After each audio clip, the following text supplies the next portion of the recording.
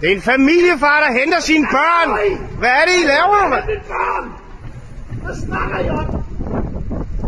Jeg har ikke gjort noget! Jeg slapper af, det jeg ikke slapper af!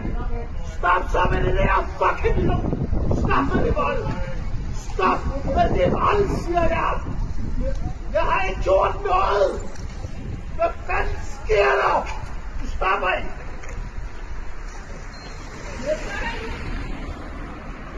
Ej, hvor er I sindssyge, mand! Stop så, jeg siger slip, hvad laver I? For helvede! Stop med det der! Stop! Lad filme det her! Det gør jeg også! Stop, jeg kan ikke trække vejret! Stop! Hans børn står og kigger på det her. Hvad fanden er I gang i, mand? Stop med det her! Au, stop! Au, stop! Au, au, au! Stop! Au! Stop, jeg kan ikke trække vejret! Stop, jeg kan ikke trække vejret! Stop, jeg kan ikke trække vejret! I er nødt til at gå væk nu, Stop nu, jeg kan ikke trække vejret! Au!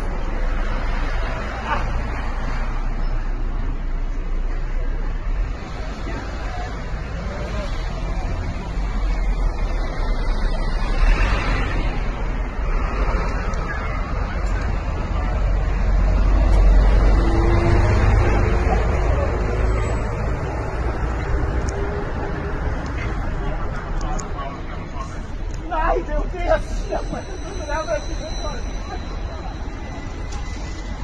Jeg slapper af det, jeg er der eksponeret der mod det sindssygt.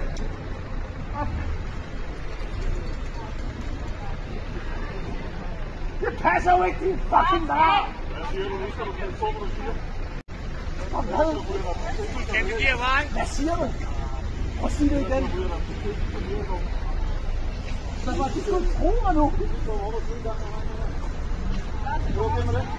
Ja, selvfølgelig er jeg da klar til at komme op og sige.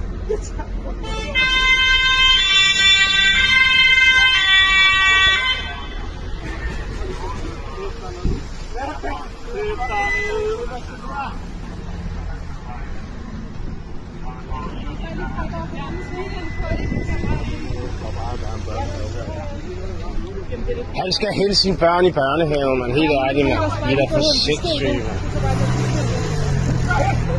Jeg skal nok gå derover. Slap dog af.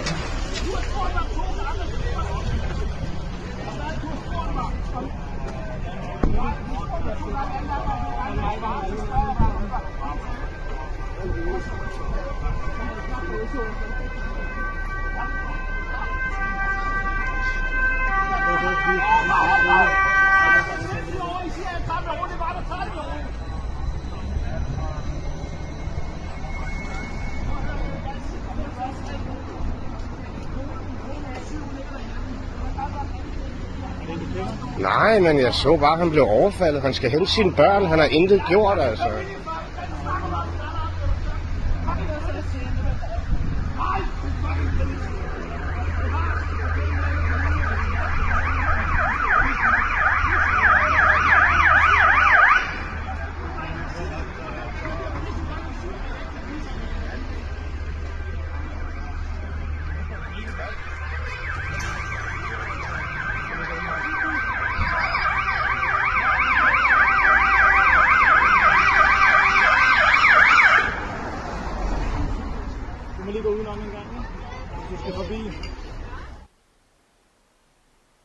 Имя бедолаги, которого жестоко задерживают датские полицаи, Адам.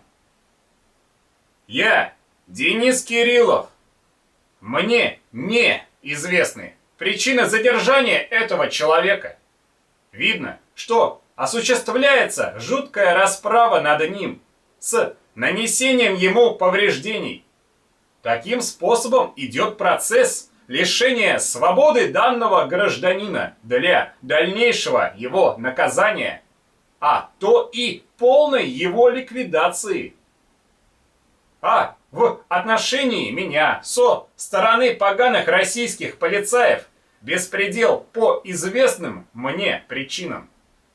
Сотрудники полиции в городе Казани являясь подчиненными Артема Хохорина, министра внутренних дел по Республике Татарстан, преступным путем с его подачи и с подачи верхушки управления Министерства внутренних дел по городу Казани уже забрали у меня целое финансовое состояние, жилую недвижимость, мои миллионы рублей. При этом пригрозили мне лишением свободы и убийством. Вот один из исполнителей изъятия у меня целого финансового состояния с подачи Хохорина и других полицаев Татарстана в городе Казани.